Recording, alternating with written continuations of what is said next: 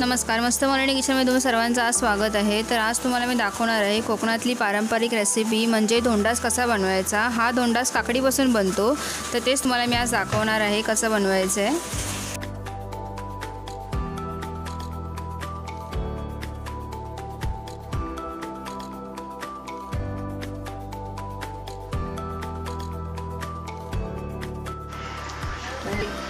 मस्त मालवणी किचनमध्ये तुमचं स्वागत आहे। आज मी बनवणार आहे धोंडस। हे धोंडस आहे ना गावची पद्धत आहे। गावी आमच्या इथे आहे ना अशा काकड्या घेतात। आता बाजारात आहे ना खूप काकड्या येत आहेत, श्रावण चालू आहे आणि काकड्या यायला सीझन चालू झाला आहे। तर याच्यापासून आहे ना आपण एक रेसिपी बनवूया, त्याला बोलतात धोंडस। तर धोंडस कसं बनवायचं ते मी तुम्हाला दाखवते। ही काकडी आहे ना आपल्याला कापून घ्यायची आहे आणि किसणीवरती किसायची आहे। कापत्यावेळी तुम्ही पहिलं बघायचं की ती कडू आहे की काय आहे, ती थोडीशी खाऊ आणि नंतर मग किसून घ्यायची। तर आता ही काकडी आहे ना मी स्वच्छ धुतली आहे। आता याला मी कटिंग करणार आहे आणि किसून घेणार आहे। आता तुम्ही बघू शकता, हे बघा मी इथे वरीचे तांदूळ घेतले आहे धोंडस बनवण्यासाठी। वरीचे तांदूळ का घेतलेत माहिती आहे की धोंडस तुम्ही आहे ना उपवासाला पण खाऊ शकता। श्रावण महिन्यात उपवास चालले आहेत आणि काकड्या भरपूर येत आहेत, त्यामुळे वरीच्या तांदळामध्ये बनवलं तर उपवासाला पण चालू शकतं। किंवा तुम्ही त्या साध्या जाड्या रव्यामध्ये पण तांदूळ पण वापरू शकता। गावचे तांदूळ घेत्यावेळी भाजून त्यांना थोडंसं मिक्सरला लावून घ्यायचं, जसं आपला जाडा रवा असतो त्या पद्धतीने करायचं आणि मग त्याचं धोंडास बनवायचं। तर मी इथे वरीच्या तांदळाचा वापर केला। आता मी यांना भाजून घेणार आहे। भाजून घेत्यावेळी तुम्हाला मी दाखवते आणि मिक्सरला लावून घेणार आहे, किंवा पहिलं तुम्ही मिक्सरला लावून नंतर पण भाजू शकता।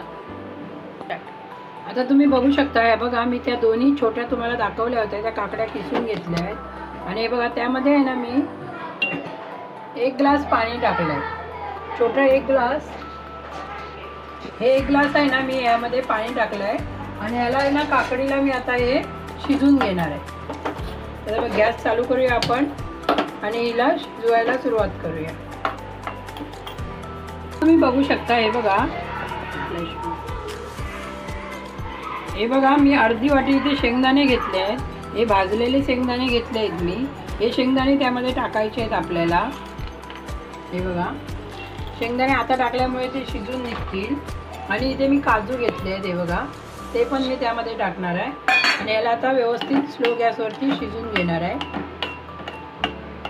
अजून 1 ग्लास पाणी टाकणार आहे।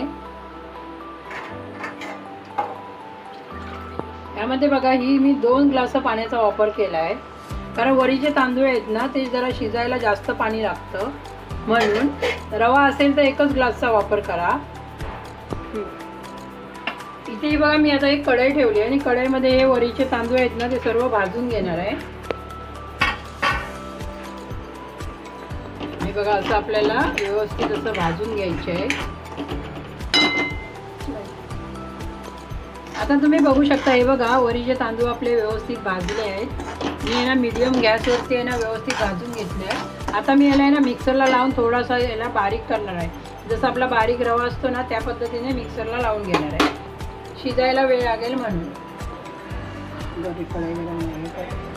आता याला मी मिक्सरला 1-2 वेळा फक्त फिरून घ्यायचं आहे, जास्त फिरवायचं नाही, मग ती पावडर होऊन जाईल त्याची।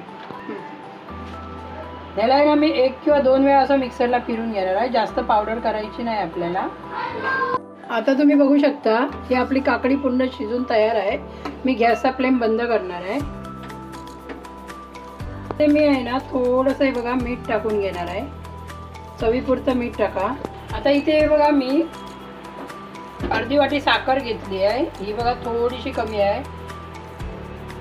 वरीचे तांदूळ मी पाव किलो घेतले होते, त्याच्या अर्धा आपल्याला साखर घ्यायची आहे। तुम्हाला अगर गोड जास्त पाहिजे असेल तर तुम्ही गोड जास्त पण वापर करू शकता, किंवा गूळ टाकायचं असेल तर गूळ पण टाकू शकता, पण मी साखरेमध्ये बनवते आहे। गावी गुळामध्येच बनवतात, गूळ टाकतात, गुळाचा वापर करून करतात। मी साखरेचा वापर करते, तुम्हाला जे आवडत असेल ते तुम्ही टाकू शकता। आता मी इथे कढई घेतली आहे आणि गॅस चालू केला आहे।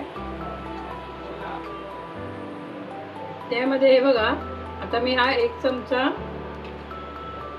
आणि हा 1 चमचा 2 चमचे तूप टाकलं आहे आणि तूप टाकून मी त्याला व्यवस्थित असं हे वरीचे तांदूळ जे आपण ना हे बघा या पद्धतीने मी असं मिक्सरला लावून घेतले आहे, ते त्यामध्ये मी भाजून घेणार आहे।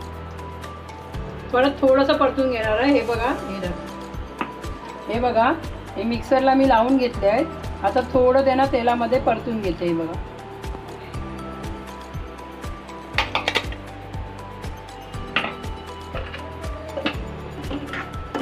हे बघा, या पद्धतीने आपल्याला असं मिक्स करून स्लो गॅसवरती ढवळून घेते आहे. 1 वाटी ओलं खोबरं घेतलं आहे. तुम्हाला ओलं खोबरं पाहिजे असेल तर तुम्ही टाका, नाही टाकलं तरी चालेल. पण गावी याच पद्धतीने बनवतात, ओलं खोबरं टाकतात, त्याने चव चांगली वाढते. आपले तांदूळ आता थोडं मी तुपामध्ये असं परतून घेते आहे.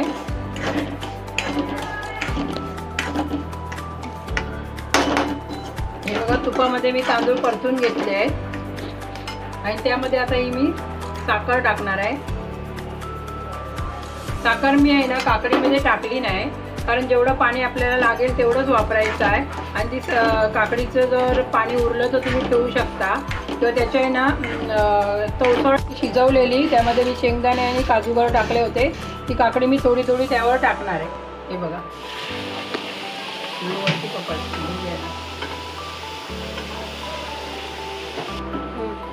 हे बघा, आपल्याला असं ढवळून घ्यायचं आहे.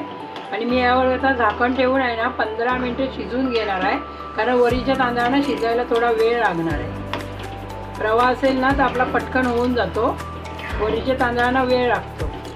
पण हे वरीच्या तांदळामुळे काय होतं माहिती आहे आपल्याला, हे कधी पण तुम्ही खाऊ शकता उपवासाला. आणि त्यामध्ये आता हे बघा, मी खोबरं टाकते. 1 वाटी खोबऱ्याचा वापर केला आहे मी. आता ही बघा, इथे मनुका घेतली आहे, ती मनुका पण त्यामध्ये टाकणार आहे. हे आहे ना धोंडाचं आहे ना, खूप छान बनतं, एकदा बनवून बघा तुम्ही. हे बघा, हे काकडीचं पाणी आहे ना मी पूर्ण टाकलं आहे त्यामध्ये.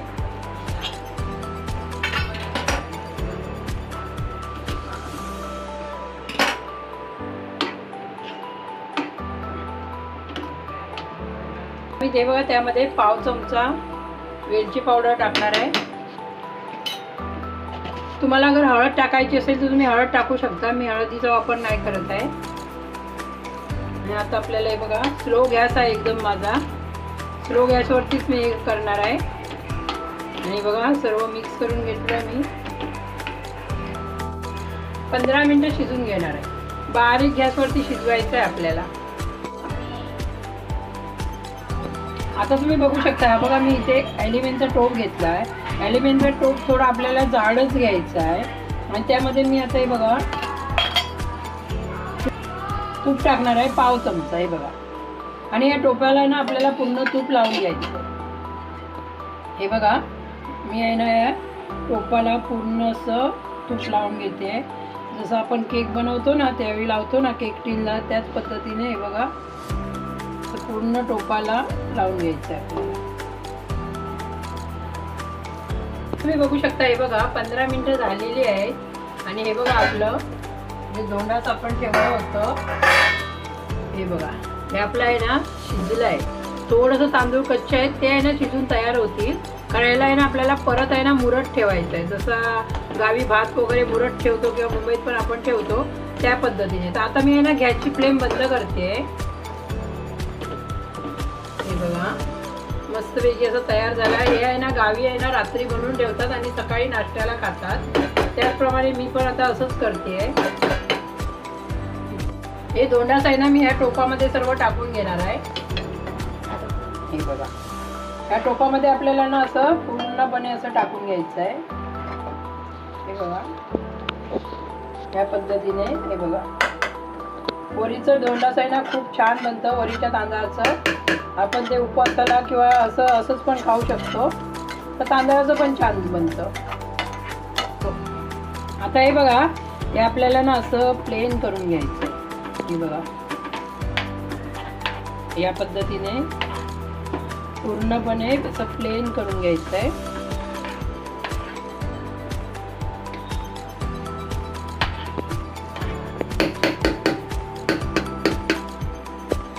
हे आपलं मी ना टोपामध्ये टाकलं आणि त्याला पूर्ण प्लेन करून घेतलं आहे. आता त्यामध्ये मी आहे ना ही बघा पिस्ताची जी कतरण करून घेतली आहे ना ती मी त्यावर टाकणार आहे. तुमच्याजवळ असेल तर तुम्ही टाका, नाही टाकलं तरी चालेल. माझ्याजवळ होती म्हणून मी त्याचा वापर करते. गावी साध्या सोप्या पद्धतीमध्येच बनवतात, पण छान लागतं गावचं.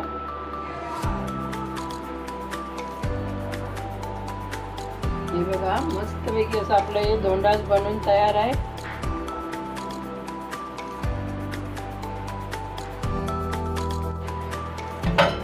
आता तुम्ही बघू शकता. हे बघा आपलं हे धोंडास आहे ना, मी टोपामध्ये ओतून घेतलाय आणि पूर्ण तयार आहे टोपामध्ये. मी आता इथे एक तवा हे बघा, हा जुना तवा घेतलाय आणि गॅसची फ्लेम आहे ना मी स्लो करणार आहे आणि त्या तव्यावरती आहे ना परत आहे ना याला 10 मिनिटं मुरून घेणार आहे. हे बघा 10 मिनिटं असंच ठेवायचं आहे. 10 मिनिटांनी मी तुम्हाला दाखवते. आणि हे रात्रभर आहे ना असंच ठेवून द्यायचं आहे आपल्याला. सकाळी याला कापायचं आहे. हे बघा मी असं झाकण ठेवून याला आता 10 मिनिटं परत शिजवून घेणार आहे. आता तुम्ही बघू शकता 10 मिनिटं झालेली आहे. आणि हे बघा आपलं मी गॅसचा फ्लेम बंद केला आहे आणि हे आपलं धोंडास आहे ना तयार आहे. पण हे आता खायचं नाही आहे. ह्याला आहे ना मी असा पूर्ण रात्रभर असंच झाकून ठेवणार आहे आणि उद्या सकाळी तुम्हाला मी दाखवते कसं खायचं ते. मी उद्या सकाळी तुम्हाला दाखवते. आता हे आपलं बनवून तयार आहे. याला रात्रभर मी असंच ठेवून देणार आहे. बघा मी असं झाकण ठेवलं आहे, गॅसचा फ्लेम बंद केला आहे. आता आपण सकाळी बघू. धोंडास बनवून ठेवलं होतं मालवणी रेसिपी, ती आता धोंडास तयार झाला आहे आपलं. हे बघा ही बघा साईड पण सोडली आहे, तुम्ही बघू शकता. हे बघा जसं आपण केक बनवतो आणि केकची जी साईड सोडतो केक, त्या पद्धतीने हे तयार झालं आहे. हे तुम्ही रात्री बनवा किंवा सकाळी बनवून ठेवा, संध्याकाळी खावा, असं काही करू शकता तुम्ही. थोडं आहे ना याचं आहे ना साईड आहे ना अशी लूज करून घेणार आहे. हे बघा या पद्धतीने.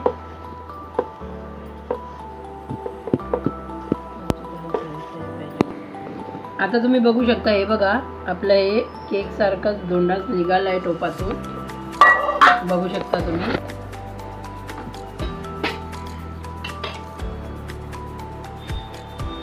पाहिजे असेल त्या प्रकारे तुम्ही कट करू शकता. तर मी आहे ना हे बघा आता केक सारखंच कट करणार आहे, पण मी ज्याला चौकोनी कट करणार आहे. सॉरी, हा एक भाग मी काढून घेतला. हे बघा बघू शकता तुम्ही. आपलं पूर्णपणे शिजलं आहे आणि व्यवस्थित झालं आहे. हे आहे ना तुम्ही रविवारी बनवून आहे ना सोमवारी, श्रावण सोमवारला पण खाऊ शकता किंवा टिफिनला नेऊ शकता. हे बघा याचे मस्तपैकी असे पीस निघतात. तुम्हाला ज्या पद्धतीने पीस पाहिजे असतील त्या पद्धतीने तुम्ही कापू शकता.